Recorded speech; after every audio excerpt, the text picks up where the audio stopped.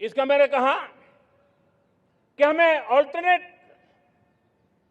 स्रोतों की तरफ भी पूरी शक्ति लगाना बहुत जरूरी है और इसलिए ऊर्जा का सही इस्तेमाल बढ़ाते हुए भारत इसी दिशा में आज तेजी से काम कर रहा है।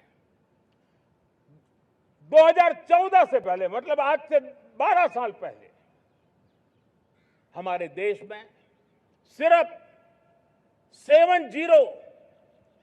70 शहरों में पाइप से गैस की व्यवस्था थी, पाइप से गैस डिस्ट्रीब्यूशन होता था।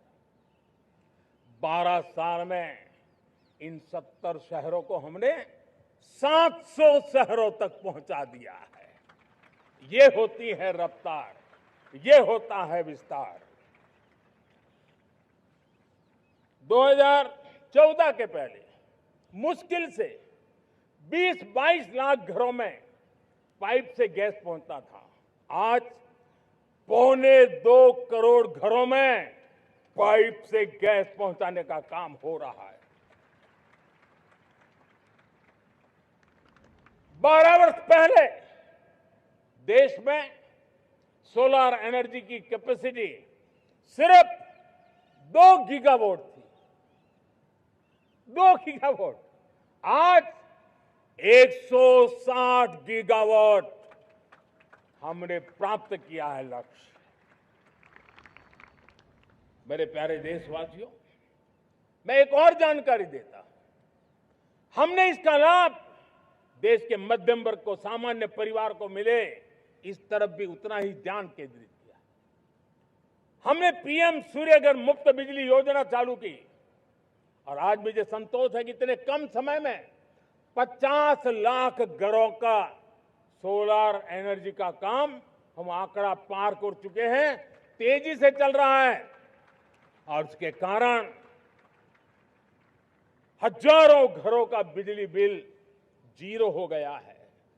हजारों घर अपनी बिजली का उपयोग करने से अतिरिक्त बिजली आज बेच करके कमाई कर रहे हैं। हर परिवार को हम इस काम के लिए 80,000 रुपया सरकार की तरफ से एक एक परिवार को मदद दी जा रही है, तब जाकर के हम इस काम को पूरा कर रहे हैं। मेरे प्यारे देशवासियों, आपको जानकर के हैरानी होगी, ये जो हमारी रेलवे है उसका इलेक्ट्रिफिकेशन का काम हमारे देश में 1925 में शुरू हुआ था।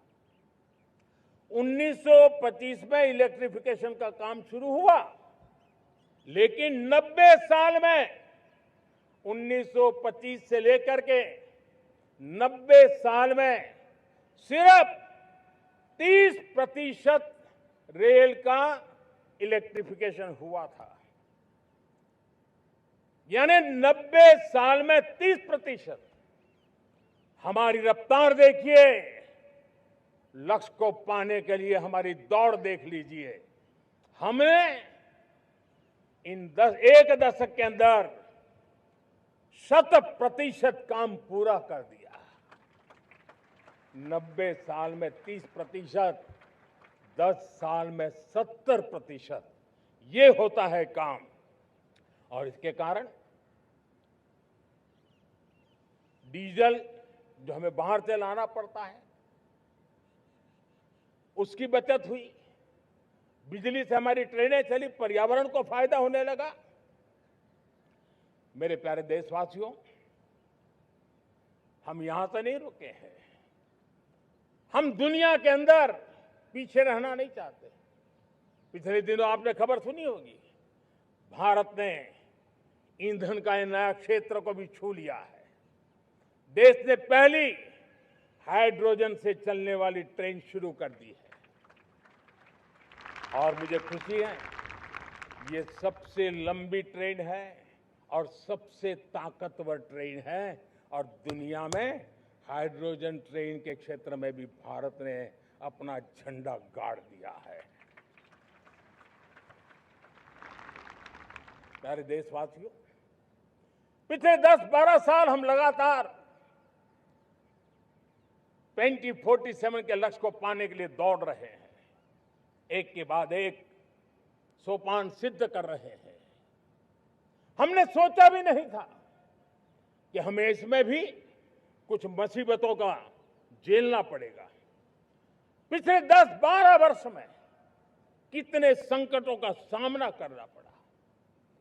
कोरोना जैसी वैश्विक महामारी ने पूरी दुनिया को चिंता में डाल दिया था। सारी व्यवस्थाएं चरमरा गई थी। कोरोना से बाहर निकले, युद्ध की विभीषा की खबरें आने लगी। कहीं यूक्रेन तो कहीं पश्चिम एशिया, हर जगह पे तनाव का माहौल।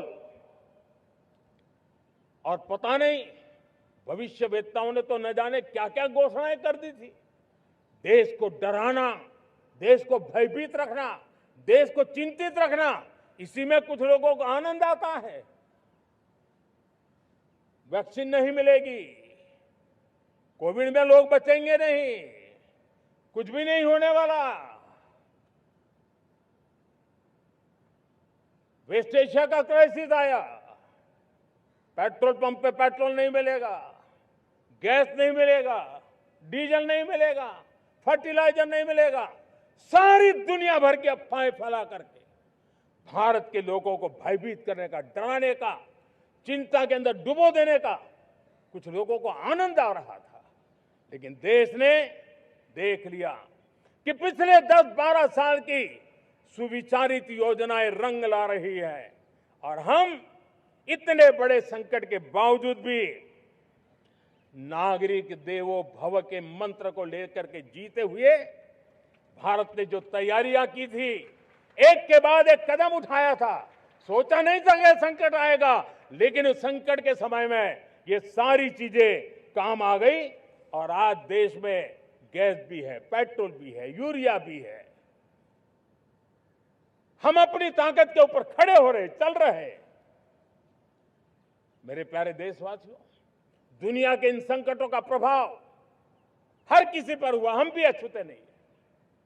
यूरिया के दाम दुनिया में 3,000 रुपया पहुंच गए एक बोरी का। आज भी हम मेरे देश के किसानों को वो बोझ सहने के लिए मजबूर नहीं कर रहे।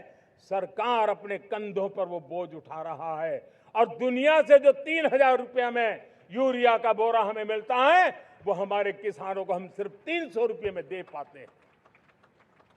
इतना ही नहीं, डीएपी आज दुनिया में बाजार 5,000 पहुंच चुका है, लेकिन मेरे देश के किसानों को दिक्कत ना हो इसलिए 1,350 रुपये में आज भी डीएपी देने का काम हम कर रहे हैं। मेरे प्यारे देशवासियों, एक समय था जब मैं आत्मनिर्भरता की बात कर रहा था तो कुछ लोग एयर कंडीशन चैम्बर में बैठ करके सोचने वाले लोग हमें बता रहे थे ग्लोबलाइजेशन का क्या होगा।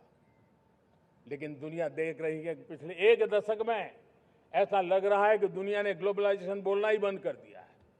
जहां से ग्लोबलाइजेशन की आवाज आती थी वो बंद सुनाई नहीं देती है। दुनिया का हर देश अपनी अपनी संभालों के मिजाज की तरफ गया है।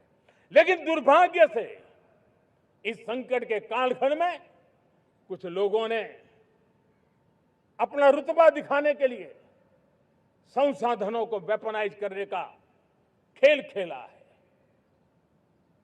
दुनिया अपने पास जो कुछ भी है उसको वेपनाइज करने में लगी है। संसाधनों का वेपनाइज, रिसोर्स का वेपनाइज, पेट्रोल, डीजल, फर्टिलाइजर, दवाइयां, टेक्नोलॉजी की चिप्स, इतना ही नहीं भूभाग को भी वेपनाइज किया जा रहा है।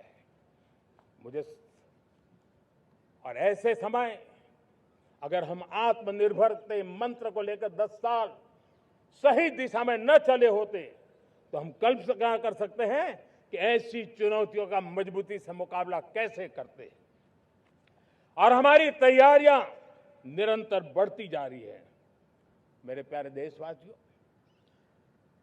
दूसरी तरफ आज भारत का प्रोफाइल पूरी तरफ बढ़ रहा है। आज भारत दुनिया के लिए एक स्वीकृत और सम्मानीय देश के रूप में बन रहा है। भारत के पास स्थिर पॉलिटिकल मैंडेट है, स्थिर सरकार है, भारत का वाइब्रेंट लोकतंत्र है, भारत का मजबूत न्याय तंत्र है और हम सबको दिशा देने वाला भारत का संविधान है। और अब दुनिया हमारे इन सामर्थ्य को पहचानने लगी है और इसलिए 2000